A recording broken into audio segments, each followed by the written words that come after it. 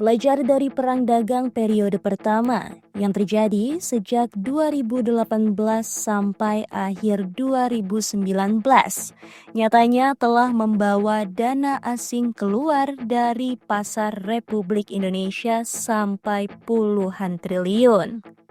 Dari aksi jual itu, sejumlah sektor juga mengalami dampaknya, tetapi sebagian bertahan dan memimpin penguatan. Putar balik ke masa perang dagang periode pertama dimulai pada Maret 2018 ketika Trump mengumumkan tarif terhadap baja sebesar 25% dan aluminium sebesar 10% terutama ke Cina. Akibat itu pada periode April hingga Juni 2018 terjadi aksi saling balas tarif antara Amerika Serikat dan Cina.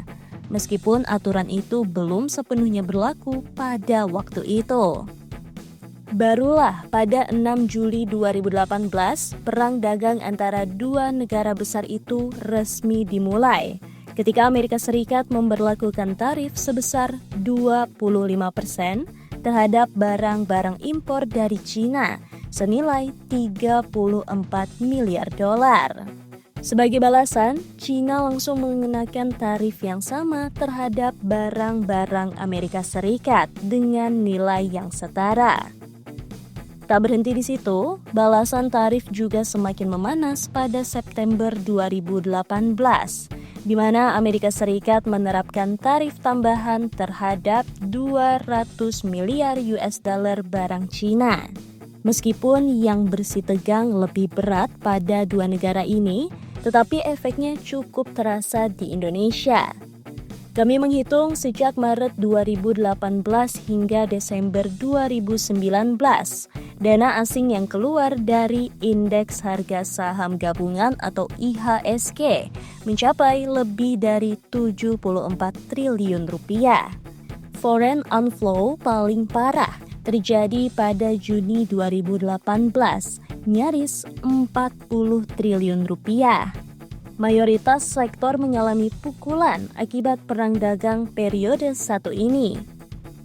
Sektor Consumer Good Industry atau JKCONS mencatat kinerja terburuk dengan penurunan sebesar 27,54%, mencerminkan tekanan pada daya beli masyarakat dan meningkatnya biaya produksi akibat fluktuasi nilai tukar dan ketergantungan pada bahan baku impor.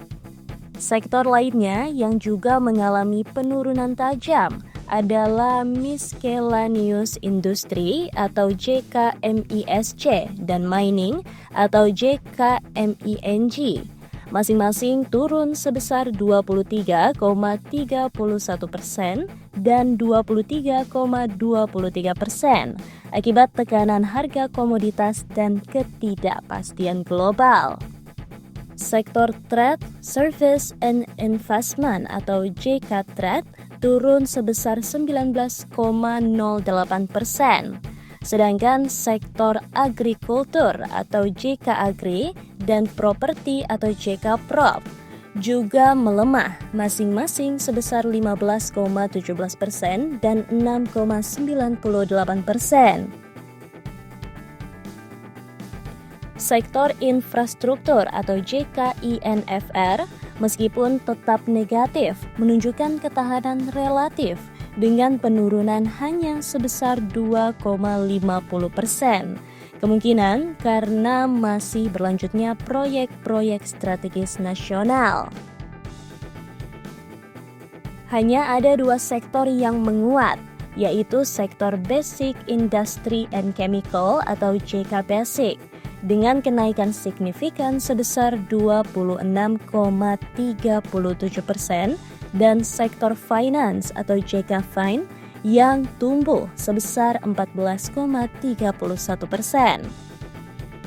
Pertumbuhan sektor bahan baku dan kimia kemungkinan besar didorong oleh peningkatan permintaan lokal serta peralihan dari impor ke produksi dalam negeri. Sementara itu, sektor keuangan menunjukkan ketahanan yang kuat didorong oleh kondisi makroekonomi domestik yang relatif stabil dan pelonggaran kebijakan moneter. Setelah eskalasi konflik selama kurang lebih hampir 2 tahun, kedua negara akhirnya mencapai kesepakatan fase 1 pada Januari 2020. Presiden Trump dan Wakil Perdana Menteri Tiongkok Liu He menandatangani perjanjian tersebut pada 15 Januari 2020 yang mulai berlaku pada 14 Februari 2020.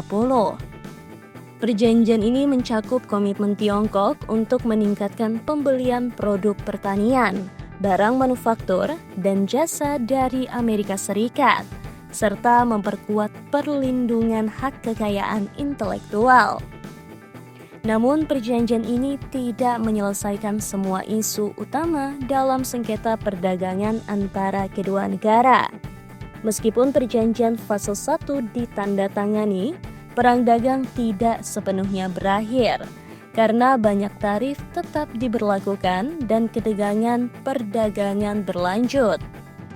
Masa jabatan pertama Presiden Donald Trump berakhir pada 20 Januari 2021. Perang dagang juga kembali bergulir di periode kepemimpinan Trump dan ternyata lebih parah karena bukan hanya melibatkan China, tetapi menular sampai Meksiko, Kanada, dan lebih dari ratusan negara termasuk Indonesia. Meskipun saat ini masih dalam periode negosiasi selama 90 hari, tetapi efek perang dagang dan kenaikan tarif yang tidak pasti masih menjadi tantangan bagi pasar keuangan tanah air.